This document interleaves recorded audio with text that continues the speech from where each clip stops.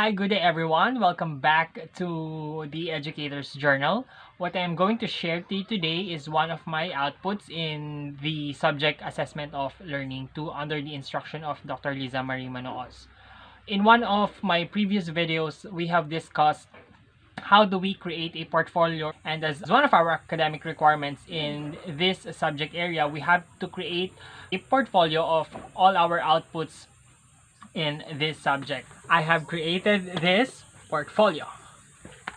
This is a compilation of all my outputs for assessment of learning 1 and 2 since the first semester, and I have created this using all the resources that I have since we are under the enhanced community quarantine. Lahat ng ginamit ko dito was made from scratch. So let's begin. You can see my portfolio cover was made from leather. Actually, this was from my auntie's junks, and I have to remove the old content and replace them with the outputs that I need to compile. As you can see here, the binding is not very neat. I have to make adjustments na lang para dumikit yung cover dun sa contents. The rhinestones that you are seeing was glued by yours truly using a fabric glue. Before we open the portfolio, I want to let you know that this is a developmental type portfolio wherein it shows my progress in the subject matter or throughout the course of assessment of learning. So let's now open it. Upon opening the portfolio, you will see the title page and the date that it was created. You will see here it's a little bit messy, and I do apologize. I'm not very good at this kind of stuff. I just use this kind of special glue to bind the Oslo papers. Actually, these are Oslo papers that I have compiled, and I'm not sure about the size. And you will also observe here that there are empty slots, which was originally for you to put your information. Since it's already included in the contents of this portfolio, I don't see it fit na kailangan ko pa siyang lagyan. So, assessment of learning a developmental portfolio. This is the title page. And you will see here, as I have discussed before in one of my discussions about portfolio or creating portfolios for assessment, you will see you need to put something that tells who the author is or who created this kind of compilation. After that, we have the table of contents for reference, and I intentionally left this page blank.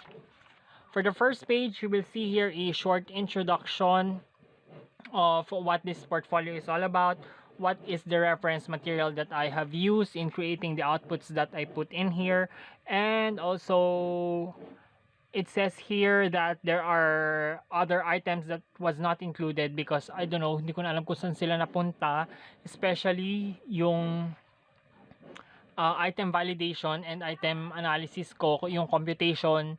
It was written on a columnar sheet.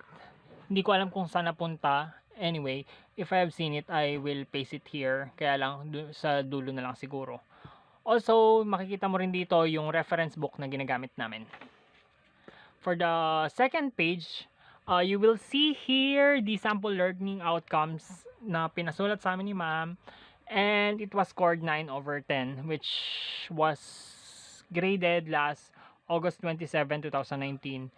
You will also observe na may mga pages, may page number siya, which I improvised para lahat siya may reference.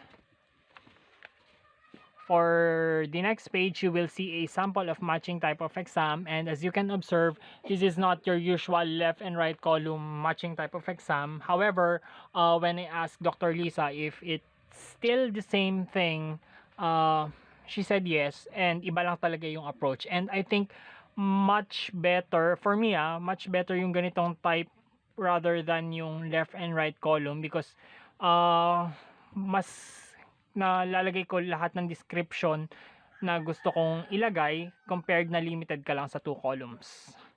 Okay. And also, another thing here, since it scored perfectly, 5 items siya, pero yung nasa options mo, 7 items.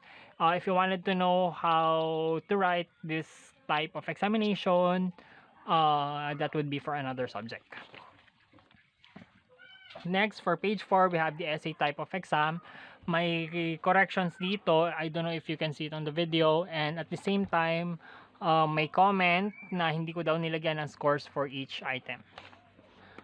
Another output that I have created last October 24, which was scored 9 out of 10. And I do apologize for the handwriting. Sobrang pangit ko talaga magsulat kapag lalo na pagdali-dali. This is a sample of rubrics for activity design. May product-based at saka performance-based rubrics siya. Ito yung product-based and the other one is performance-based.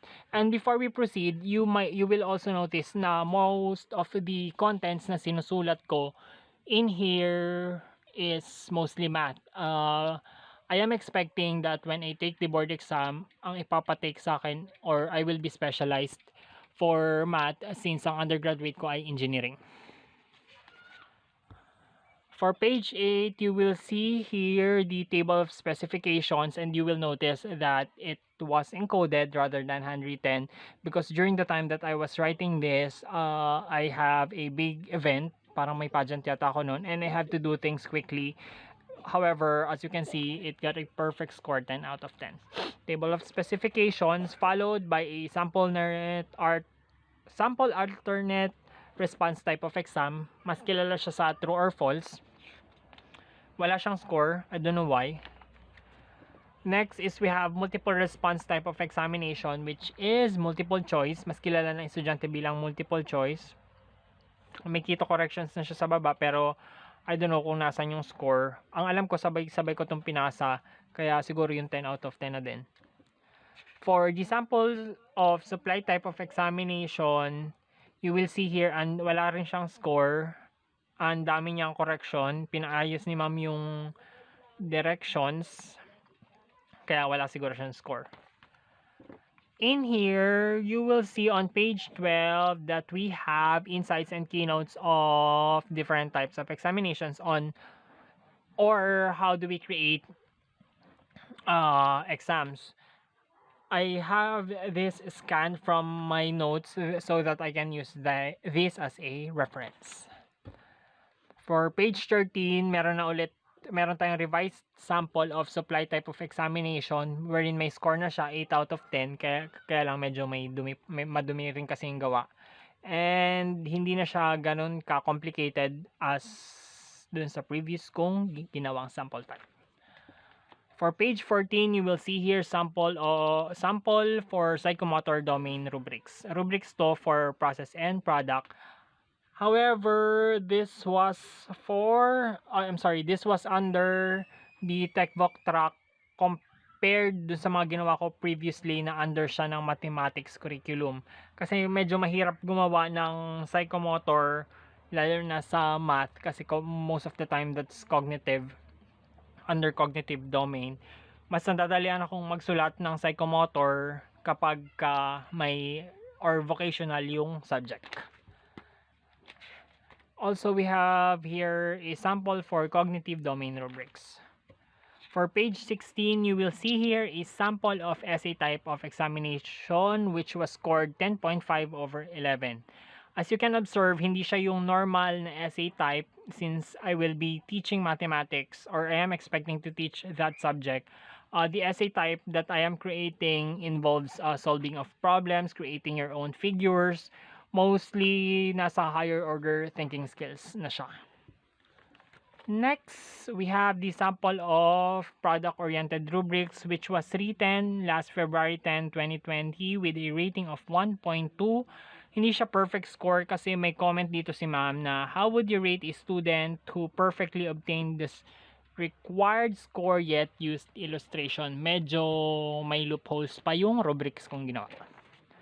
For the last 2 pages, this was already under enhanced community quarantine nung pinaaral sa amin siya.